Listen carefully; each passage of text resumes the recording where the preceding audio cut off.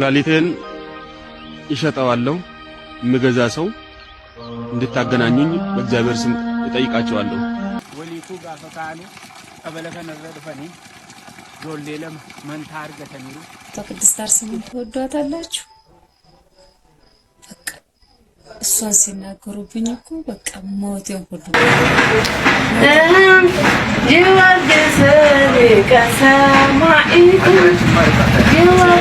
የምታዩት ያው ሾርት ሊያረግ ገብቶ ነው። ሞለክሴ ነው።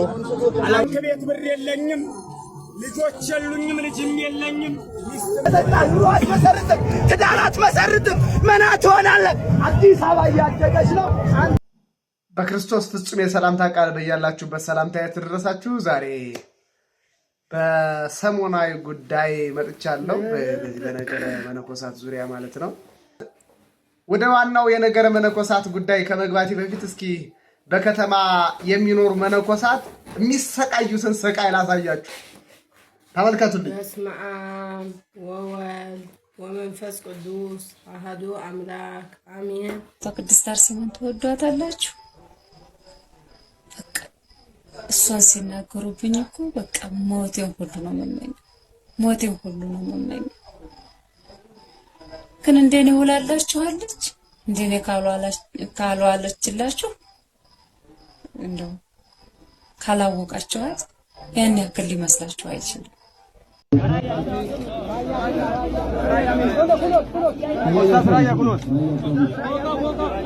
ቦቃ ቦቃ ካውሳራያ ቦቃ ቦቃ ቦቃ ካውሳራያ ቦቃ ቦቃ ቦቃ ቦቃ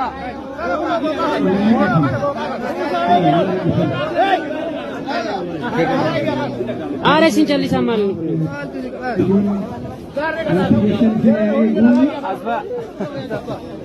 waaqayyoon maatii keessan jiraatu qabeenya keessan isin guddisu kormaan ukeen kan kana akkuma jedhan uummata keenya fakkaatan isin gaafa nagaa jedhanii Allahu akbar Allahu akbar Allahu akbar.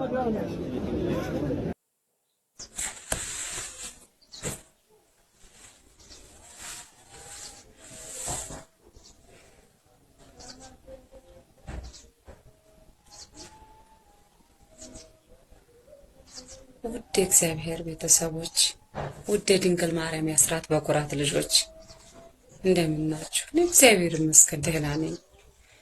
ክቡር ጠቅላይ ሚኒስትር፣ አንድ ግን የምጠይቀውት ይቅርታ ያርጉልኝና እረፍት አሉት በቆንዳ ቀብዱ የሚተኙበት ሰዓት ያሳስበኛል። ይህንን ልማት አይቼ እርሶ በዚህ ጥንካሬው፣ በዚህ አስተሳሰቦ፣ በዚህ አባትነቱ ከቀጠሉ የሚዲያ ጫጫታ ይሄ አሁን ለምን ሶሻል ሚዲያ አሜሪካ ቁጭ ብለው ኢትዮጵያን እናፍርስ ብለው የተደራጁትን ኃይላት ክቡር ጠቅላይ ሚኒስትር ኢንተርፖል የለም ምንድነው እዛ ቁጭ ብለው ለዩቲዩብ ሸቀጥ ዩቲዩብ ለማትረፍ ዩቲዩብ ለማግኘት አገርን ካልናርን የሚለው አሁን የቱም በዚህ ሀገራችን ላይ ያለ ጦርነት የነሱ አመራር ነው፣ እነሱ የሚመሩት ነው። ይሄ ትኩረት ቢሰጡበት ዋጋ እንደሌለው እንደሚነቁት ይገባኛል። ያው ትንሽ ገንዘብ ስለሚያገኙ ነው።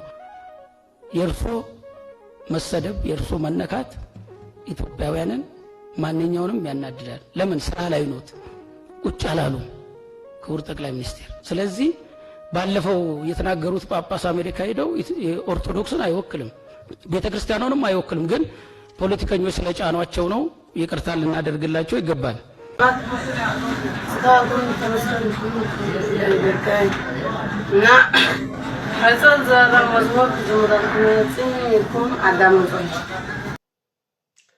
እንግዲህ እንዳያችሁት መነኮሳት በከተማ በዚህ መንገድ ነው የሚሰቃዩት።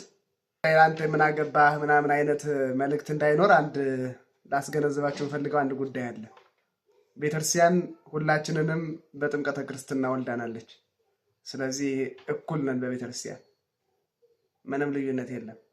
ጳጳስ፣ ፓትርያርክ፣ ካህን፣ ዲያቆን፣ ምዕመን አንድ ነው። በአገልግሎት ነው የምንለያይ። በኢትዮጵያ ኦርቶዶክስ ተዋሕዶ ቤተክርስቲያን በመነኮሳት ዙሪያ ተገቢ ስራ ባለመሰራቱ በርካታ የተበላሸ ነገር አለና ብዙዎች እንዲያውም ወዳልሆነ ነገር ውስጥ ገብተዋል፣ ወደ ርኩሰቱ ገብተዋል። ከተማ ላይ ያሉ መነኮሳት ጥሩ የሚባል ህይወት ላይ አይደለም ያሉት። በድብቅ ሚስት አላቸው የሚታወቅ፣ ይሄ ምንም እንትን አይደለም። ሉተራውያን ናቸው፣ ግብረ ሰዶማውያን ናቸው። በርካታ መነኮሳት ከተማ ውስጥ ያሉት እንደዚያ ናቸው። ንጹህ አልፎ አልፎ ሊኖር ይችላል፣ በአብዛኛው ግን እንደዚያ ናቸው። እስከ መጨረሻው አብራችሁ ቆዩ።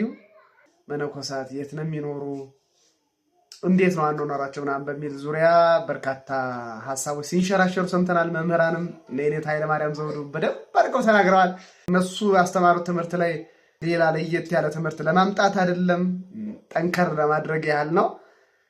ጉዳዩ ጠንከር ማለት ስላለበት ማለት ነው። በኪዳን ጸሎት የሚባል አለ። ካህናት የሚሉት ጻድቃንን በገዳም ያጸና፣ መነኮሳትን በገዳም ያጸና፣ ደናግላንን በድንግልናቸው ያጸና፣ ሕፃናትን በእድሜያቸው ያሳደገ፣ ክርስቲያኖችን በሃይማኖታቸው ያጸና፣ እኛንም በቅድስት ሃይማኖታችን ያጽናን፣ በቸርነቱ በምህረቱ ይጠብቀን ይላል። መነኮሳትን በገዳም ያጸና፣ በገዳም ነው መጽናት ያለባቸው። ይሄ ነው።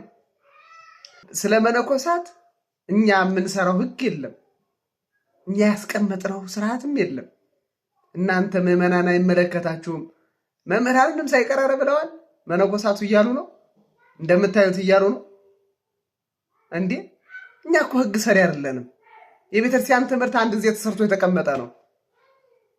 በፍትሐ ነገሥት ተቀምጧል። በእንተ መነኮሳት አንቀጽ 10 እመጣበታለሁ ተብሏል። ምዕመናን ይሄን ማወቅ አለባቸው በዚህ አጋጣሚ እና ወደ እርምጃ መግባት አለብን። መነኮስኩ ካለ፣ ሞትኩ ካለ፣ የዚህ ዓለም ጥሪት የለኝም ካለ፣ ጸሎተ ፍትሐት ተደግሞለት ተገንዞ ሞተ ብለን እኛም ደግሞ አብረን ሞቷል ይሰው በቃ በስጋ በቃ ምውት ነው። ከዚህ በኋላ ስለ ስጋው አያስብም፣ ስለ መንፈስ ጉዳይ ነው የሚያስብ፣ እንደ ምድራውያን መላእክት ነው ካልን እንዴት በከተማ ቤት ተከራይቶ ቤት ይዞ ከማህበረ መነኮሳት ተለይቶ በራሱ አካውንት ከፍቶ የሚንቀሳቀስ መነኩሴ እንዴት ሊፈጠር ቻለ በኢትዮጵያ? ይሄ ሌላ ጊዜ የሚጠና ሆኖ ትክክል አይደለም ነው እኛ የምንለው።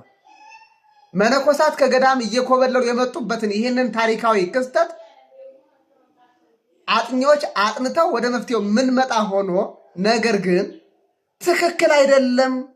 መነኮሳት በከተማ ከዓለማውያን ጋራ እየኖሩ የቤተክርስቲያን የአጥቢያ ቤተክርስቲያን አስተዳዳሪ ሊሆኑ አይገባቸው ነው።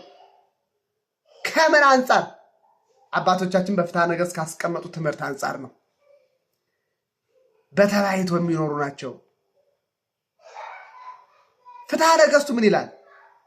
ምንኩስና ወንጌል ያመጣቻት ሕግ ናት። መነኮሳት ምድራውያን መላእክት ናቸው። መነኮሳት ለእግዚአብሔር ትእዛዝ እየኖሩ ጌታን ስለወደዱ ሰውነታቸው ሁሉ ሳይቀር የናቁ ናቸው። ሰውነታቸውን የናቁ ናቸው። የመነኩሴ ቦርጭ ከየት መጣ እንዴ? ጾሞ ነው እንደዛ ቦርጩ የመጣ? ምግብ ቀንሶ ነው? በልቶ እኮ ነው። ሰው እኮ የበላውን ነው የሚመስል። ሰው ከበላ ይወፍራል። ምንኩስና የዚህን ዓለም ሹመት ሽልማት መተው ነው። ምንኩስና በገዳም ጸንቶ መኖር ነው ይላል ፍትሐ ነገሥት እኮ ነው የሚለው። መነኩሴ ማቅ ለብሶ ወገቡን በዝናር በቀናት ታጥቆ የሚኖር ነው ይላል። ምንኩስና ስጋን መብላትና ወይንን መጠጣት መተው ነው። ወይን ለመጠጣት የሚያስፈልግ ደዌ ካላገኘው ይላል ፍትሐ ነገሥቱ፣ ደዌ ካላገኘው። ምንኩስና ለቁመተ ስጋ ያህል ምግብን ከፍሎ ቀንሶ መመገብ ነው። መነኮሳት በገዳም ተሰባስበው እንደ አንድ ልብ መካሪ፣ እንደ አንድ ቃል ተናጋሪ ሆነው ይኖሩ ይላል። አበምኔት በኤጲስቆጶሱ ፈቃድ ይሾማል ይላል። ቆሞስ የሆነ ይሾማል። መነኮሳት ዘወትር የሚጾሙ የሚጸልዩ ክቡራት መጻሕፍትን የሚመለከቱ ሊሆኑ ይገባቸዋል ይላል። መነኮሳት ስጋዊ ጌጥ አያጊጡ፣ ሽቶ አይቀቡ ይላል። መነኮሳት ከበዓታቸው ከመሬት ላይ ይተኙ ይላል። እውነተኛ ምንኩስና አስቀድመህ ዓይንህን ክፉ ከማየት ጆሮህን ክፉ ከመስማት ወስነህ ገተህ ትይዝ ዘንድ ነው። ከዚህ በኋላ ልቦናህን ክፉ ነገር ከማሰብ አንደበትን ክፉ ነገር ከመናገር ወስነህ ገተህ መያዝ ነው ይላል። ይሄ ነው ሕጉ። መነኮሳት ከመመርኮሳቸው በፊት ባላቸው ገንዘብ ማዘዝ ይችላሉ። ከመነኮሱ በኋላ ግን ባላቸው በራሳቸው ገንዘብ ማዘዝ አይችሉም ይላል። የጣመ የላመ ማይበሉ ናቸው ይላል። እንዴ ጸሎተ ፍትሐት ተደርሶለት ተገንዞ በቃ እኔ በዚህ ዓለም ምውት ነኝ ያለ ሰው የ123 ሚሊዮን ብር ፎቅ አየው ለመቄዶንያ ያስገባለሁ ይላል። እንዴ ቀልድ ነው የሚቀለደው እንዴ? እንደዚህ አይነት ቀልድ የለም። ምንኩስና እንዲህ ነው እና አባ እንጦንስ የመነኮሱት እንደ መላእክት እግዚአብሔርን እያመሰገኑ ይኖሩ ዘንድ ነው እንጂ ፎቅ ሊገነቡ አይደለም። ያላየነው ጉድ የለም እኮ በእኛ ቤተክርስቲያን ያልተመለከተው ነው። ያላየነው ጉድ የለም በእኛ ቤተክርስቲያን ያልተመለከተው ነገር የለም። ያልመነኮሱ ጳጳሳት እኮ ገጥመውናል። ስለ ምግብ አሰራር በኢቢኤስ ቴሌቪዥን ቀርቦ የሚያስረዳ ጳጳስ እኮ ነው የገጠመን። ስራቸውን ትተዋል፣ ኃላፊነታቸውን ዘንግተዋል። አልመነኮሱም። ስርዓተ ምንኩስናን አልጠበቁም። ምንድነው ዓላማቸው ከተባለ አሁን ዝም ብንል ምን ይከሰታል? አባቶቻችን በትምህርት ስለ መነኮሳት ያስቀመጡትን ትምህርት በሙሉ ያጠፉብናል። መጻሕፍቶቻችንንም እየሰበሰቡ ያቃጥሉብናል። በኋላ እነሱ የበላይ ይሆኑና የኢትዮጵያ ኦርቶዶክስ ተዋሕዶ ቤተክርስቲያን ስርዓቷን ቀኖናዋን፣ ስርዓተ ምንኩስና፣ ስርዓተ ብሕትውና የተቀመጠውን አባቶቻችን ያስቀመጡትን የአባቶቻችንን ታሪክ ስንክሳሩን በሙሉ ይሄንን እየሰበሰቡ ያቃጥሉብናል። ዝም ካልን በዚህ ልክ መነኮሳት በዚህ ልክ በከተማ የወንብድና ስራ እንዲሰሩ ከፈቀድንላቸው አንድ ላይ ተደራጅተው ያጠፉናል፣ እኛንም ያጠፉናል፣ ቤተክርስቲያናችንን ያጠፉብናል። ምን ማድረግ አለብን? እንደኔ ያሰብኳቸው ሐሳቦች አሉ። ምዕመናን ስርዓተ ምንኩስና እንዲጠበቅ፣ ስርዓተ ገዳም እንዲጠናከር የበኩላችንን አስተዋጽኦ ማድረግ አለብን። መነኮሳትን መፈተን የለብንም። የንስሐ አባት እነሱ ማበጀት የለብንም። በከተማ ወደ ገዳም እንዲሄዱ ፑሽ ማድረግ አለብን፣ መግፋት አለብን። እኛ የምዕመንነት ተግባራችን መፈጸም አለብን። የቤተክርስቲያኒቱን ትምህርት ማወቅ አለብን። ያወቅን፣ የተረዳን፣ የተገነዘብን በዚያ ባወቅነው በተረዳነው ልክ ደግሞ በእምነት የምንኖር መሆን አለብን። ይህን ማድረግ ከኛ ከምዕመናን ከቤተክርስቲያን መዋቅር ገዳማትን ማጠናከር በልማት እንዳይቸገሩ፣ እንዳይራቡ፣ እንዳይጠሙ በዚያ እንዲኖሩ ሁሉን ነገር ማሟላት፣ ውሃውን፣ ምግቡን፣ ልብሱን፣ መጠለያውን በዚያ የልማት ስራ እንዲሰራ ማድረግ። መነኮሳቱ ወስነው ከከተማ በቀጥታ ወደ ገዳም እንዲሄዱ ማድረግ። መምህራን በሚገባ ማስተማር፣ ይሄንን ጠንካራ አድርጎ ማስተማር፣